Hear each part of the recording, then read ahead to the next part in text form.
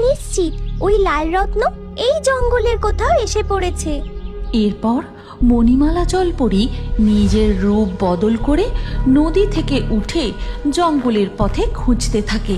ওদিকে তখন নাগিন এক গুহা থেকে বেরিয়ে এসে বলে, আমি বেশ বুঝতে পারছি ওই লাল রত্ন আমার আশেপাশেই কোথাও আছে। আমাকে ভালো করে খুঁজে দেখতে হবে। নাগিনও লাল রত্নটিকে এদিকে ওদিকে খুঁজতে থাকে। তখন লালপরিও উড়ে এসে জঙ্গলে নামে। ওই রত্ন আমাকে তাড়াতাড়ি খুঁজে পেতে হবে, এক মুহূর্তও দেরি করা চলবে না। এই বলে লালপরি ওই রত্নটিকে জঙ্গলের এদিকে ওদিকে খুঁজতে খুঁজতে গিয়ে পৌঁছায় ওই পুকুরের কাছে। ততক্ষণে মণিমালা, আমি পেয়েছি, আমি খুঁজে পেয়েছি ওই লাল রত্ন। মণিমালা জলপরি যেই ওই লাল রত্নটির দিকে এগোতে যায় তখন নাগিন তাকে দেখে বলে, খবরদার, ওই লাল রত্নের দিকে তুমি এগোবে না। ওটা আমি প্রথম দেখেছি।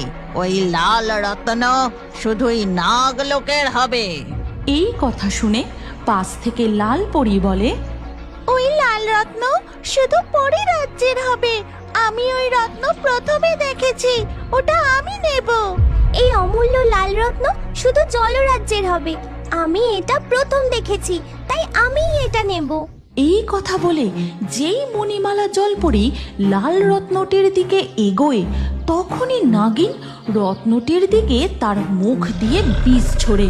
তারপর নাগিন রত্নটি নেবে বলে যেই এগোয় লালপরি তার হাত দিয়ে আগুনের গোলা ছোঁড়ে। তারপর মণিমালা জলপরি জাদু করে জল ছুঁড়ে সেই আগুন নিভিয়ে দেয়।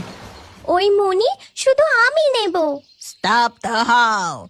ওই মণি নেবার আগে তোমাদের দুজনকে আমার সাথে যুদ্ধ করতে হবে।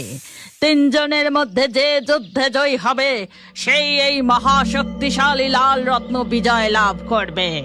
ঠিক আছে, তবে তাই হোক।